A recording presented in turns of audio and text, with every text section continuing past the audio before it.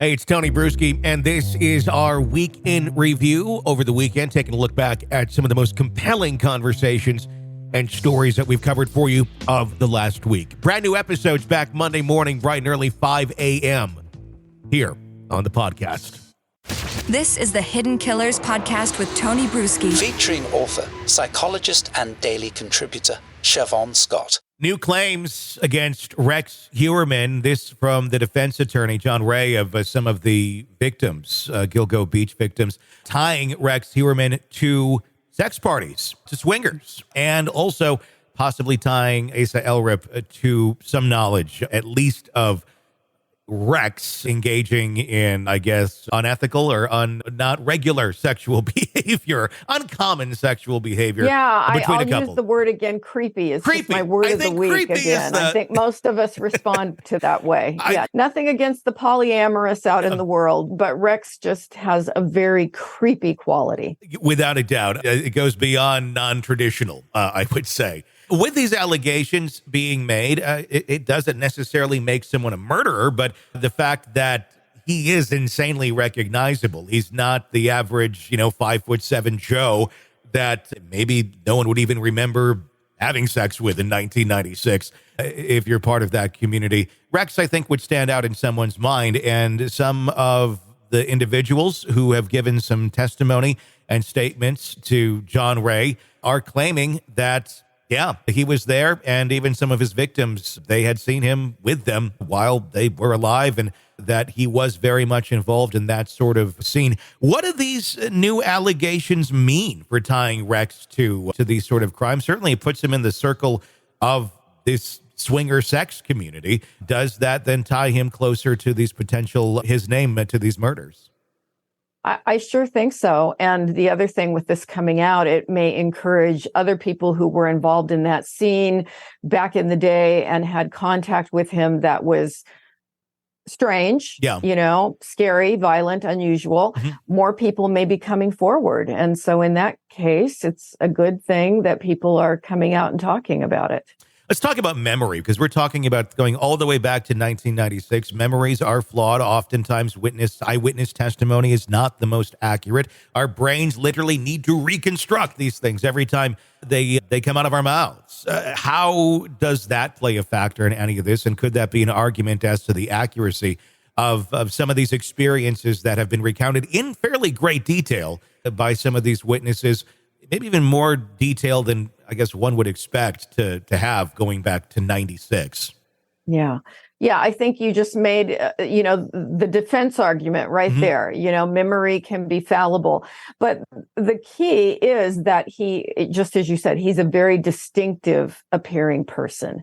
And as much as memory is reconstructed and is fallible, there are things that are pretty accurate that, I can remember little things going back to a childhood. Mm-hmm. And we've done research with kids that sometimes memories are encoded before they're even verbal. And, these things can replay in their mind and stay salient in their lives. So it's one of those things that you have to weigh all the evidence. And if you had lots of people or a number of people coming forward with memories about things that happened with him in the past, it's got to be weighed and looked at. And, is there other corroborating evidence? I think the more that we get in this case, the more it seems very significant. Mm-hmm. And the latest stories just add to it.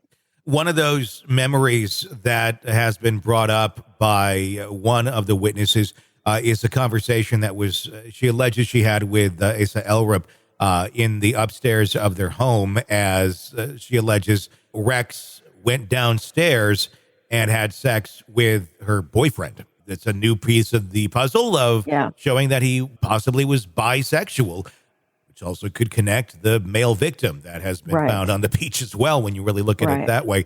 But those allegations of that conversation and what was allegedly said by Asa also paint an interesting picture about Rex Heuermann. I'm just paraphrasing here, but it was to the effect of, Rex has given me everything, brought me from my country, but I'm still very afraid of him. She does not say that Acer Asa had any desire to participate in what Rex was doing with the sex parties, but was in fact there and would in fact also have knowledge of that sort of behavior of her husband.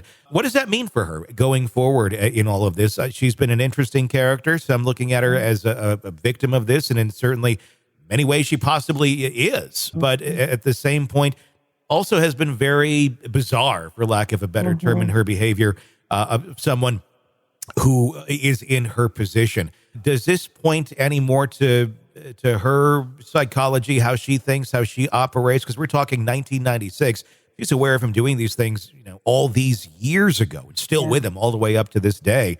What kind of relationship are we talking about here? Yeah. And if this is true, particularly if he was having people over in the home and engaging in these activities, somebody said, well, while she was upstairs, this is not a well woman. There are definite red flags for possible abuse and control in the relationship. And I'm kind of surprised that, well, as far as we know, she's not being integrated into the analysis of the case, legally at this point. I mean, to what extent did she have awareness? Did she not? And I would love to see a psychological evaluation of her, which there's no reason that the court would order that or that would be done. But there are red flags everywhere that this lady is not well. Are we looking at this still? Because as far as we know, and I could be not right on this, it could be inaccurate, but as of the last thing I knew several weeks ago, she had not yet been interviewed by police. And that, to me, seemed insanely bizarre. But also, is that, is there a reason? Is that part of the strategy here? Is it part of this where we're waiting to see what else is going to fall out from the cracks, and if anything does, in fact, connect her to any of this, and how she reacts to this sort of information coming out? Is that still part of the strategy here? Just keep seeing what happens? That would be kind of an odd strategy. And I always found it very strange that they were not spending a tremendous amount of time interviewing her and trying to fill in the puzzle pieces of this man and his life and the lifestyle. So, that's another weird aspect to it. And have there been other interviews or things that we just don't know about because they're not sharing that with the public? But certainly everyone in the family will have relevant bits of information, whether they knew about his sexual behavior or not. I would think you would want to go over every possible source of information that you can, including neighbors, family members, distant relatives. I mean, you want to build the case. You want to find out every possible thing you can about this guy. That is the question, and I wonder how much more we're going to continue to find out about this guy. There's still other states. There's still a lot of evidence that needs to be combed through. If anything, this just seems to continue to push any idea of a trial further and further down the road with revelations like this. And these are coming from the defense or the attorneys for some of the victims, not directly from official investigators yet. And that, I think, is important to remember. How odd is that, though, that information like this is coming through an attorney and not through official investigators? Is it more so just kind of the way that this case is stacked, that maybe some of the victims, some of the sex workers, people who are involved in the sex parties, just fear of going to law enforcement and saying, hey, I've been involved in this, and not wanting to face repercussions for their own actions, and it's much easier to go to a defense attorney and have it presented that way? Yeah, it's another unusual aspect. The defense attorney is a very colorful character. Yes. And he's apparently, from what I've seen, in his presentations, he's comfortable in the spotlight and not averse at all to, going out and talking about these things. Mm-hmm. He's created a scenario or a situation where he's open and seeking communication from other people who may be afraid to go to the police or uncomfortable going to the police. So it's another interesting thing. I don't think it's a bad thing, but it's unusual and something we typically don't see. Without a doubt, more questions than answers, as always, with this case. We'll continue watching. Want to listen ad-free? Want advanced access to all of our interviews before anyone else?